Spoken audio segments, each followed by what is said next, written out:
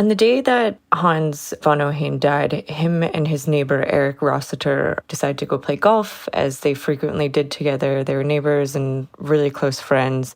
Trisha Thadani is a technology reporter at The Post. Lately, she's been investigating what happened on this day in May 2022, when Hans and Eric met up at Hans's place in Evergreen, Colorado. Here's Eric. I go to load my golf clubs into my car because we always took my car, and sometimes we would go fishing after golf.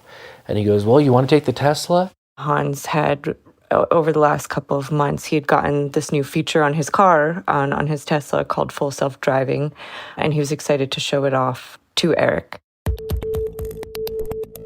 On the way to the golf course, Eric had told us that repeatedly the car was veering off the road. Hans had to constantly fix it. And so it's kind of like, my trust is in this vehicle and Hans, and he trusts this car with his kid and his wife. And so I was just along for the ride. So they went to the golf course, and over the course of 21 holes of golf, they were drinking, they were having a great time. Apparently, Hans had one of the best rounds of golf that he had ever had that day. An investigation would later show that both of them were legally intoxicated by the end of the day. Eric told us that Hans seemed completely composed when he got behind the wheel. And then we made our way back up the canyon. I was definitely in no condition to drive. So, the memory is a little fuzzy, I guess. I remember music was playing, we were talking about fishing. And I was kind of just, tuned out to the side. And I remember him go, oh, and then we hit the tree. The car suddenly exploded. As I'm kind of like looking up, I see the front of the car is just engulfed in flames. I look over, I'm like, Hans, and then he was knocked out at this time. And I said, we got to get out. Eric was able to get out of the car, but Hans was unfortunately trapped. And so when Eric, he tried running around to the driver's side to pull his friend out, but there was a fallen tree that had blocked the door. So unfortunately, he wasn't able to get Hans out. One of the most striking things that we had gotten from this huge public records request that we did with the Colorado State Patrol, first was dash cam footage of the police responding to the crash that night. It sounds like it's a vehicle fully engulfed with one entrapped. They're asking for any assistance. It was in a really mountainous and windy area in Evergreen, Colorado, so you could really see just like sort of the curves that a car would need to navigate around that road. Then we also got the 911 call recordings from that night, and one of the more jarring things that we found in that was an account from a dispatcher saying that a partial statement from the passenger, which was Eric, said that they were using an auto drive feature when the car just ran straight off the road. And in that audio, you can also hear the dispatchers commenting on how horrible this fire was and how shocking it was. It will not be out of fire for several hours. You know how Teslas are. And Hans, he ultimately died from the fire itself rather than the crash. So we've been looking at a whole slew of Tesla-related crashes that have happened over the last couple of years. And we got interested in this case in particular for a couple of reasons. So one, it was because the timing in which it happened, it was 2 years after this full self-driving feature was made available to the public. So the fact that there was a fatality in this car, in this year, in this model really stuck out to us because Elon Musk and Tesla have said that there have not been any fatal or serious crashes on full self-driving mode. So this one raised a couple of alarms to us, wondering whether this could have been the first one. And then we went even further when we found the victim's name and Googled him and found that he was a Tesla employee. So not only was this potentially the first full self-driving crash, but it also involved someone who had worked at the company, was devoted to the company, really revered Elon Musk. And the more that we dug into it, we sort of saw the irony of this whole situation where this was a car that he got at a discount, and this was a feature that he got free with his employee discount as well. And it was a feature in beta mode, and he was someone who, in theory was testing it for the company and gathering data for the company. And then now there's questions of what role this technology could have played in his death.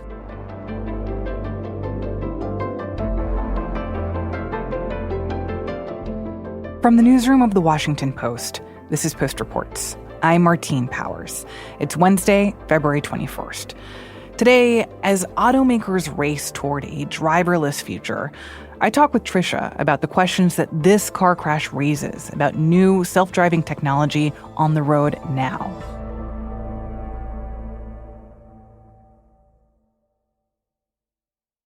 So, Trisha, tell me a little bit more about Hans and who he was. So Hans von Ohain, he was a husband, and he was also a new father. Him and his wife, Nora Bass, had just had their first kid a couple months before his death. He was someone who, as Nora had described, was just so interested in what she said is brilliant minds. He loved working for companies where he was constantly challenged and he was around people who were sort of on the cutting edge of new technologies. So when he got this job at Tesla as a recruiter for engineers, Nora was telling us how inspired and how excited he was. To be able to work under such an influential company, an influential name, an influential person, why wouldn't you want to be a part of that? Be a part of something that's moving forward? What had excited him the most was this idea that Tesla was pioneering the country's shift to electric vehicles, to automated vehicles. And she said that they believed in the company so much and had loved the company so much that they wanted to support it. So much so that we were willing to support the company that supported us by buying their automobile. And it was supposed to be safe. We wanted to take our baby home in a brand new car that is claimed to be the safest on the road. And Hans, when he realized that he could get this full self-driving for free, Nora said he was just thrilled at that prospect, because it was then a $10,000 feature that they wouldn't have been able to afford otherwise. And what were his feelings about driving this car and using the self-driving technology that came with it? So he really believed in it despite its flaws. You know, according to Nora, whenever they used it, I mean, she refused to use it because she thought it was so glitchy and so stressful, and just that idea of technology driving her when she could just do it herself, like she wasn't down for that. But when the car would glitch, when Hans was driving, the way Nora described it is he would often be like, well, that just comes with the territory of new technology. Like, we are helping train this. Like, the technology needs data, and it needs users like us who sort of believe in it and are willing to take it for what it is now and help it learn. And when we talk about the self-driving technology that's in this car, or full self-driving mode, what exactly does that mean? So it does not mean what its name suggests that it is. So you hear the term full self-driving and you think that this is a car where you can fall asleep, you can be on your phone, and let go of the wheel. Yeah, you can wake up at your destination and get there safely without having to do anything. That's absolutely not what this technology is. With this technology, you still need to be fully alert behind the wheel. And in Tesla's owner manuals, they constantly warn that the driver is ultimately the one who's in control here. Regardless of how they lay it out in their owner's manuals and warning statements, at the end of the day, the name is what is giving people what experts have called like a false sense of complacency. The second you put the Tesla in a full self-driving mode, it is such a false sense of security, and it makes your reaction times naturally slower. And then you get into cases such as this one, where alcohol is involved, and we can't know exactly what was going through Hans's mind when he decided to get behind the wheel after having however many drinks that he did. But, you know, this has been well documented by experts, that this idea that it is giving people the sense of confidence that if I had a couple of drinks, like, this technology might be able to correct for any sort of lack of reaction time I might have or anything like that. So this is a whole other frontier when it comes to self-driving cars of what this is doing in terms of drunk driving.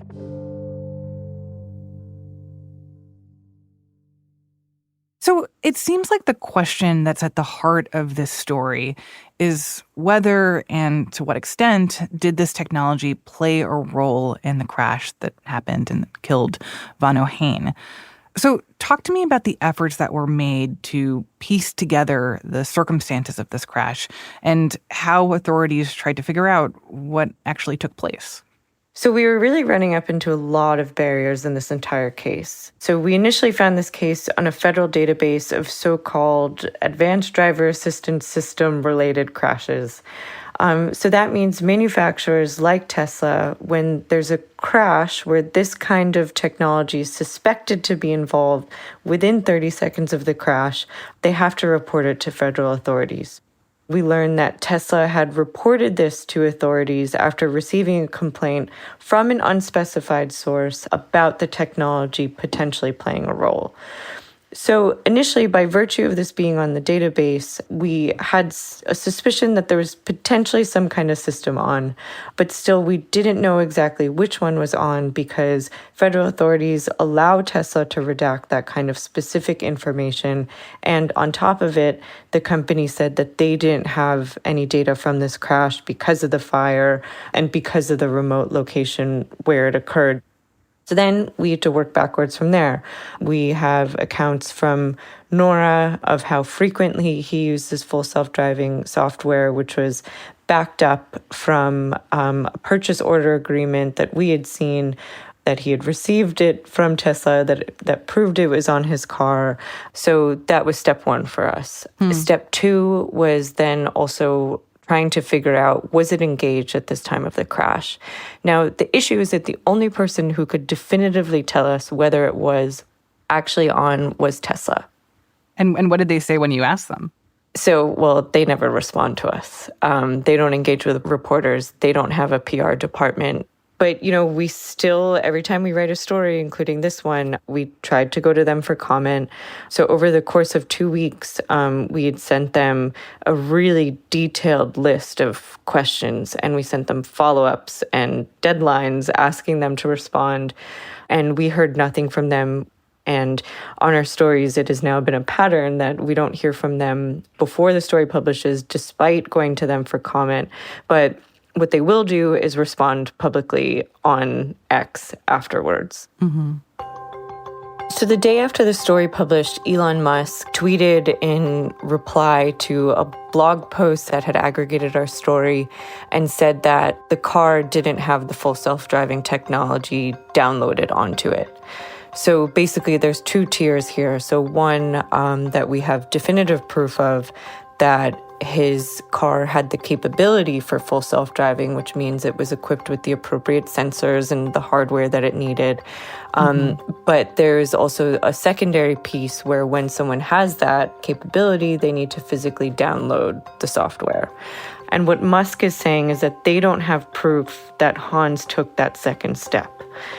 Now, we have evidence that shows that Hans constantly used the full self-driving software. And that ranges from accounts from Nora, that he always used it. Now, when Elon Musk had said this, along with another executive on Twitter, had doubled down and said that they don't have any record of the technology being on or the software being downloaded on his car, we asked them again for evidence of that and have not heard anything. Then in addition to Musk tweets, Rohan Patel, the vice president of public policy and business development at Tesla, had also said in a tweet that the complaint that Tesla had to report to federal authorities came from, quote, unverified allegations that were made in a vehicle owner questionnaire that was submitted to the agency, which is basically just a form that allows consumers to submit complaints about safety defects.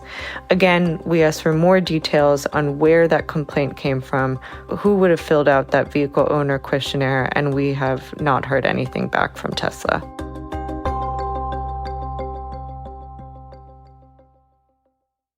What about evidence from the scene of the crash or anything else that suggests that this technology might have been in use? So on the way to the golf course, Eric, the passenger, said that they were using the full self-driving technology and that the car was really struggling to handle the mountain curves.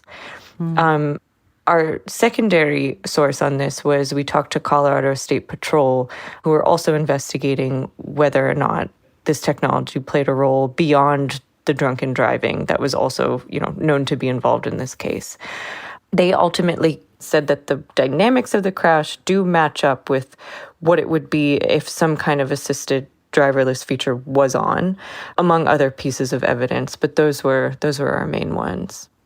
Also, you described this crash being intensely fiery and that was part of what led to Vanaheim's death. Can you talk about what we know about that fire and how it happened?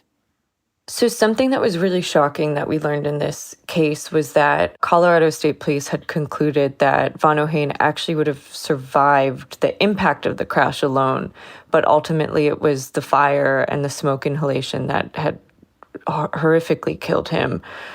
What we've also learned about Teslas in the course of this reporting is just the amount of battery power that they have in them. And by virtue of having so much battery power, that's very flammable. A really striking detail is when I'd gone out to the crash scene nearly 2 years after this crash, there was still little battery cells kind of strewn about on the side of the road. So it really shows how many batteries had fallen out of the car during this crash. And Eric had told me that he went there, a couple of days after the crash and was just collecting like buckets and buckets of these little battery cells. And, for them to still be here 2 years later was really jarring to see. And what did your reporting tell you about how Tesla responded after this crash? And to what extent they investigated the circumstances or tried to, ask these same questions of like whether their technology might have caused this? So to our knowledge and from all the reporting that we did, talking to former employees and people who knew Hans and the family, there really was not much engagement from Tesla at all, despite this crash involving one of its own. The day after the crash had happened, Nora's obviously reeling of what had just happened to her family. She goes into her husband's work email account and she finds a termination notice from Tesla. She felt like she was just completely left in the dark by the company. And for her, the reason that she wanted her story told was she's just was hoping and looking for more answers on what exactly happened here. I'm still paying storage every month, a fee to store that Tesla, a burnt piece of metal. Every month I'm still paying because just hoping,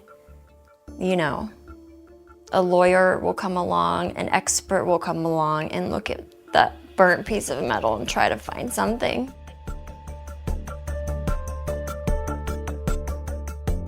After the break, what this all means when it comes to government oversight of Tesla's self-driving technology. We'll be right back.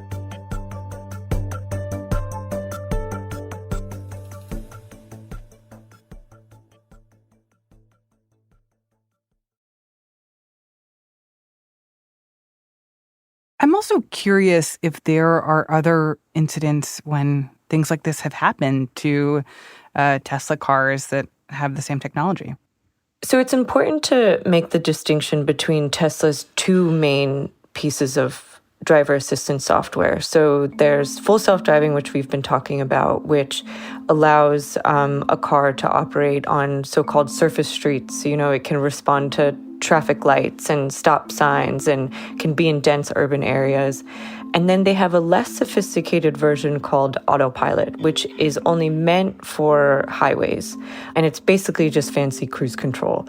And so for both of these, the driver's supposed to still be in control. But again, you have this confusion with the name of it. You have something called autopilot. You have something called full self-driving. A customer would reasonably sort of be led to think it is more capable than it actually is. So on autopilot, there have been dozens of fatal and serious crashes linked to that technology. And, in a lot of these crashes, driver error is involved. There's been some crashes where it has been proven that the driver wasn't looking at the road, or, the driver didn't have their hands on the wheel when they were supposed to, or the driver was intoxicated.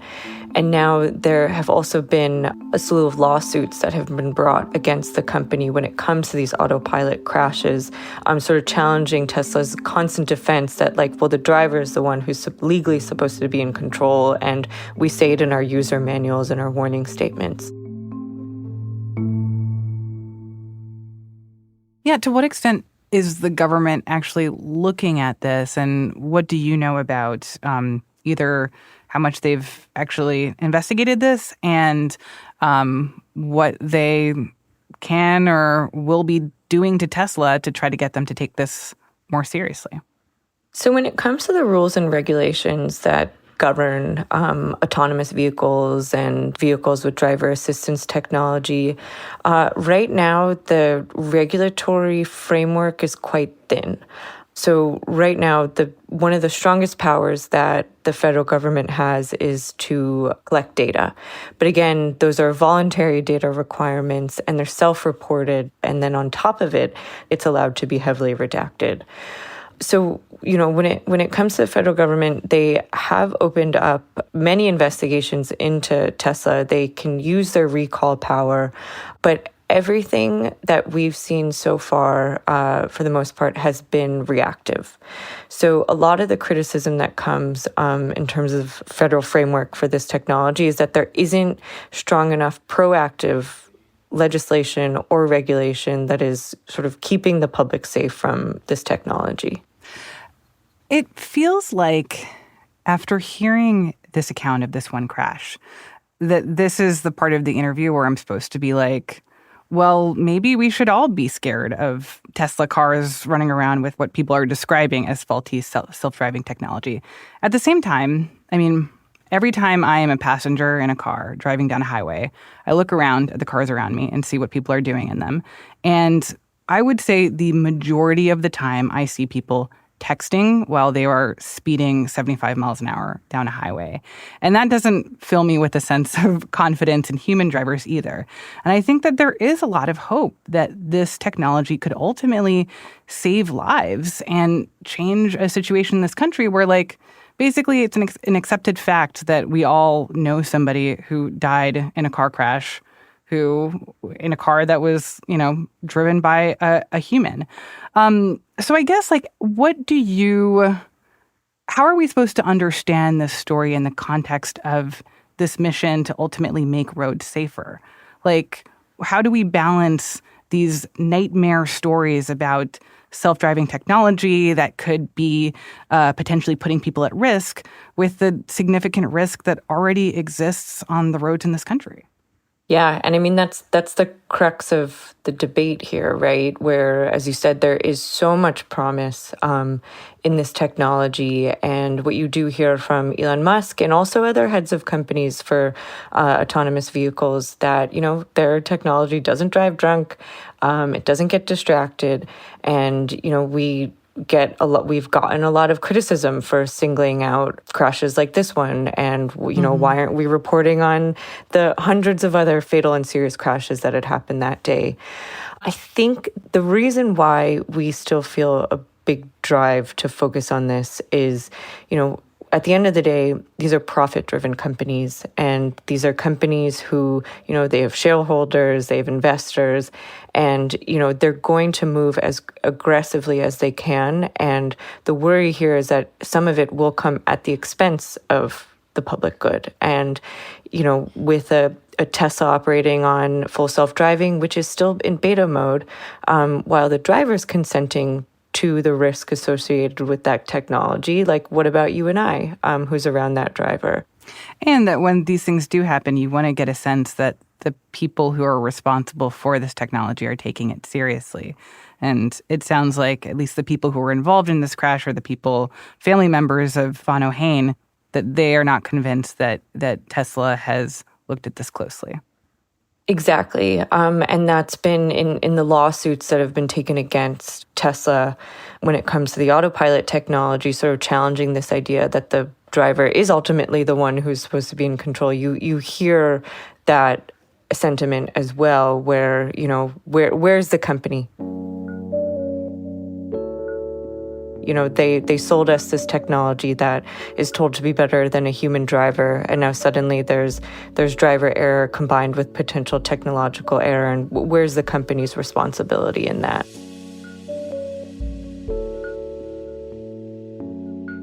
Trisha, thank you so much for sharing the story. Appreciate it. Thank you for having me. Trisha Thadani is a technology reporter at The Post. The reporters who worked with her on this investigation include Fez Siddiqui, Rachel Lerman, and Whitney Shefty. And thank you to video journalist Julia Wall. Before we go, some news from this afternoon. President Biden's brother, James Biden, appeared on Capitol Hill today to testify in the impeachment inquiry being led by House Republicans. This testimony took place behind closed doors, so we couldn't watch. But we do know that Biden's brother is insisting the president never had any involvement or financial interest in his family's business activities. So far, as we've reported, House Republicans have struggled to uncover any firm evidence of wrongdoing by the president. His son, Hunter Biden, is scheduled to appear in front of the committee soon, which might be Republicans' last hope for new testimony that could alter the trajectory of this impeachment inquiry. If you're looking for more updates on the latest news throughout the day, consider subscribing to another podcast here at The Post, The 7. It gives you 7 stories that you need to know every morning by 7 a.m. You can find The 7 wherever you listen to podcasts. That's it for Post Reports. Thanks for listening. Today's show was produced by Emma Talkoff. It was mixed by Sean Carter and edited by Monica Campbell. Thank you to Maggie Penman. I'm Martine Powers.